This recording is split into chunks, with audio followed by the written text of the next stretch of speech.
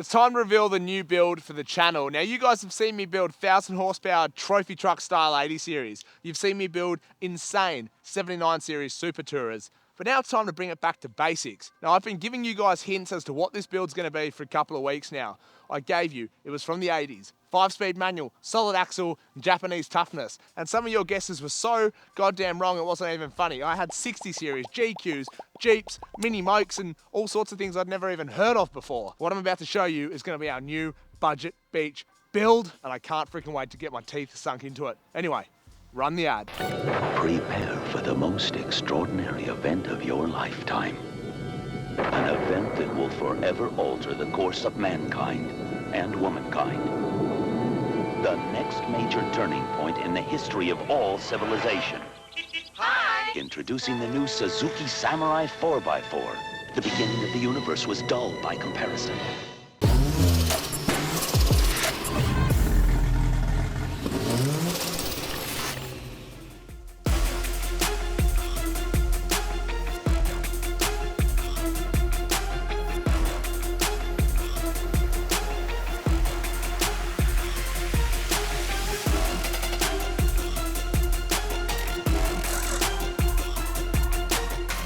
This is my brand new 1985 Suzuki SJ50 Sierra / Samurai, depending on where you are in the world. And this thing is an absolute rig. This particular one, JX model. What that means, I don't really know. I never thought I'd own one, never thought I'd have one on the channel, but someone charged their crystals somewhere in Western Sydney, and now it's all aligned and here we are. This was, and I believe probably still is, one of the cheapest Suzuki Sierras, and in general, one of the cheapest four-wheel drives I could find on the east coast of Australia.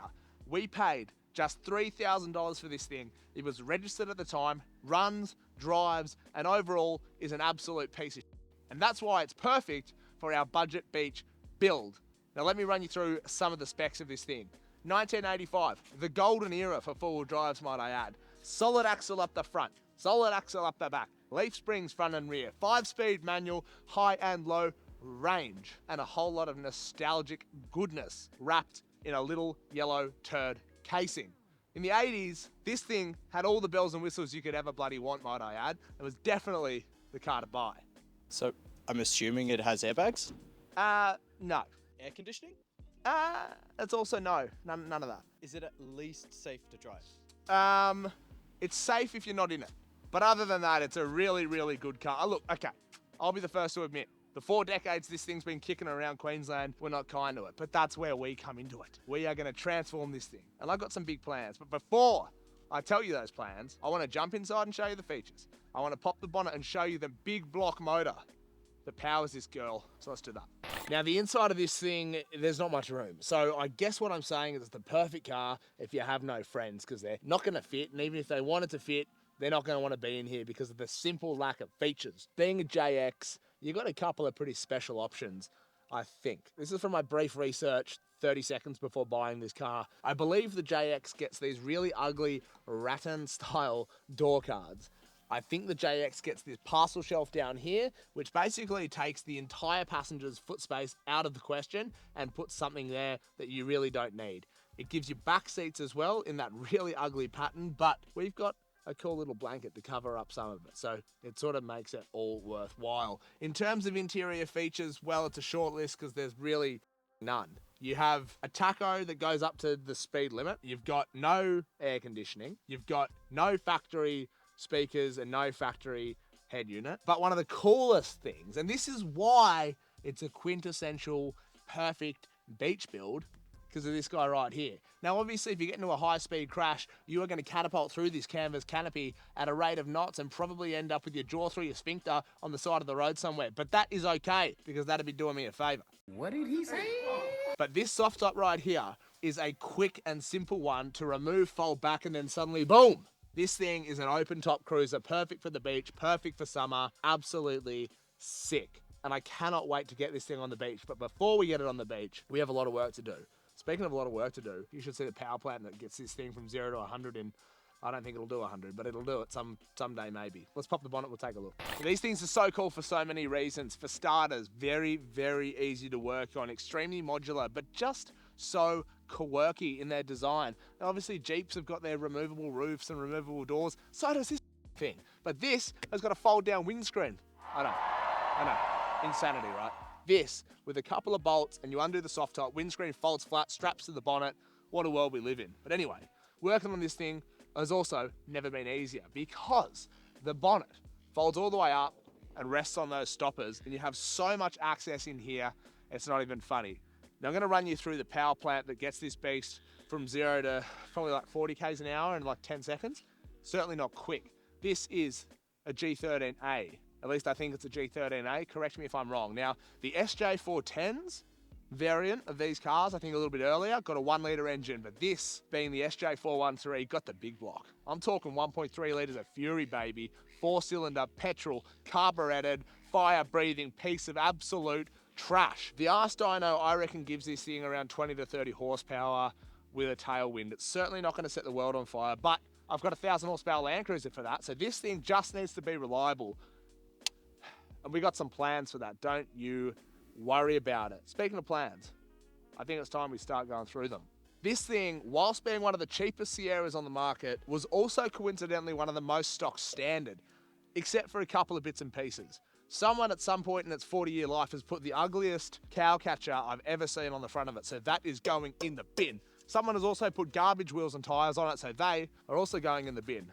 This car is going to be a budget build, which means a couple of things. For starters, we are going to be documenting, tracking, and being completely transparent with you guys about every single dollar that we spend on this thing. From rims and tyres to tiny little mechanical bits and pieces, touching things up, replacing this. If we can sell this bar, for example, we're going to take it off the price and we're going to give you guys a complete transparent look at what it costs to build and buy something like this. You already know that we started with a $3,000 Sierra, so we're only going up from there.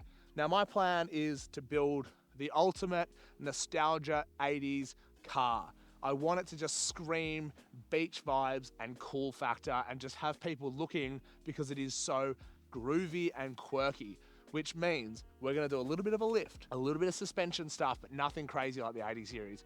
I've got some really cool plans for the rims, and we're gonna see what sort of tire we can squeeze under those tiny baby guards. I'm thinking factory bumpers front and rear, but I'm also open to options. So if you have any ideas of what you might want to see in place of this disgusting alloy piece of shit, drop them in the comments.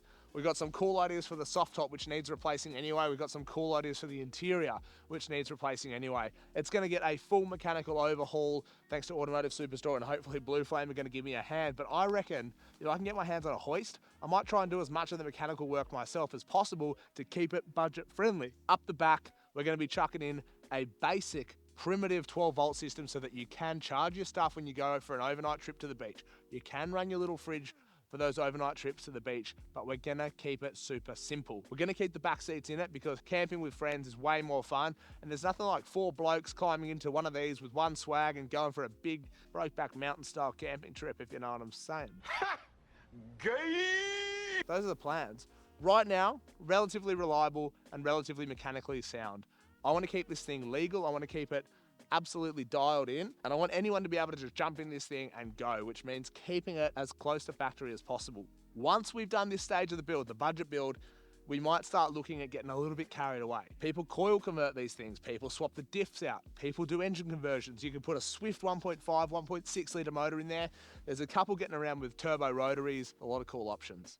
But for now, we're keeping a budget build. But I do want your guys' opinions. So drop in the comment of this video, if you could drop any motor into this tiny little bay, what would it be if money was no object? Let us know in the comments.